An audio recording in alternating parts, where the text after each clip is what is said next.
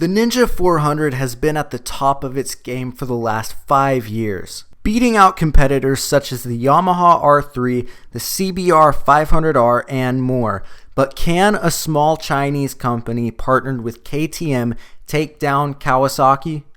The year is 2015. Hotline Bling was on the top of the charts. Donald Trump had just decided to run for president, and apparently Bruce Jenner became Caitlyn Jenner. Okay, point is, it was a long time ago. Kawasaki had been running the beginner bike world since the 80s.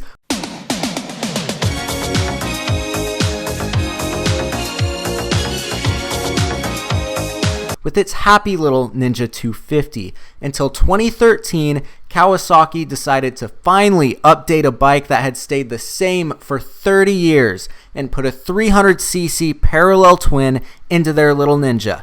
And it worked. The beginner bike market was booming, and Kawasaki was seeing record profits on small displacement bikes. After seeing the success of the Ninja 300, people started watching, and by people, I mean Yamaha. Yeah, Honda was watching too, but the CBR 300 isn't worth a shit, so we don't talk about that. But Yamaha wanted in on that money, so what did they do? They pulled a Kawasaki and took the 300cc and said, fuck you, fuck that, and added another 21 big dick cc's and released the Yamaha R3, making more horsepower, more torque, and taking the motorcycle world by storm.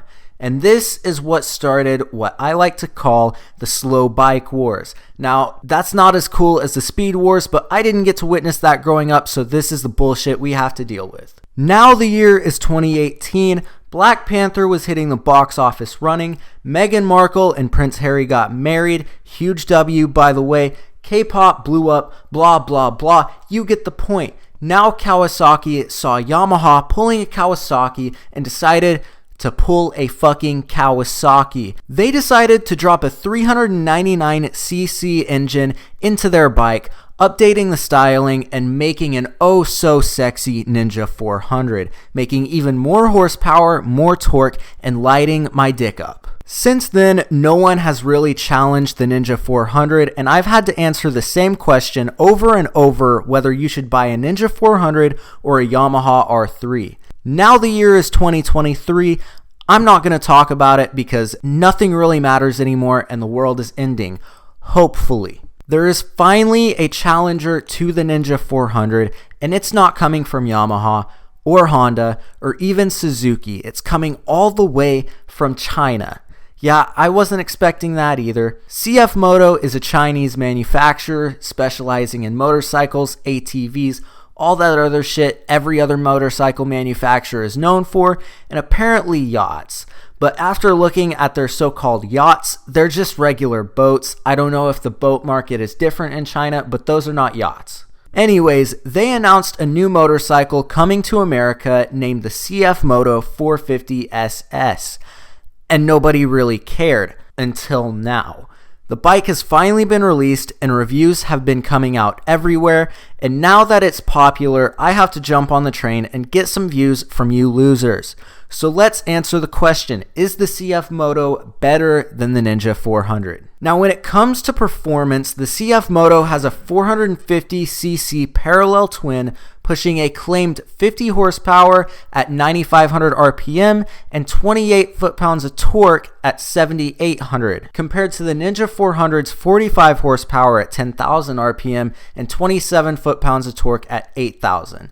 The CF Moto weighs in at 370 pounds, while the Ninja comes in just at 362. As far as features, they both offer ABS, although the Ninja does have a non-ABS version. Now, what the CF Moto offers that the Ninja doesn't is a 5-inch TFT display with Bluetooth and a CF Moto Rider app to connect your music, navigation, and more directly to your motorcycle. It also has those beautiful upside-down forks not offered by Kawasaki, which really just makes the bike look sexier. I'm still pissed off at Kawasaki for not giving me those beautiful upside down forks. Now let's figure out which one does it best and at what price point. The CF Moto comes in at an MSRP of $54.99, while the Ninja 400 comes in at $52.99 without ABS and $56.99 with ABS. I'm just going to use the ABS model for the rest of this since that's the most comparable to the CF Moto. The CF Moto makes more power, more torque, and makes that power quicker than the Ninja, and has more features, all for a lower price than the Kawasaki. Awesome, cool, video over, except it's not. The underlying issue with the CF Moto is we don't know what the reliability is going to look like for these bikes.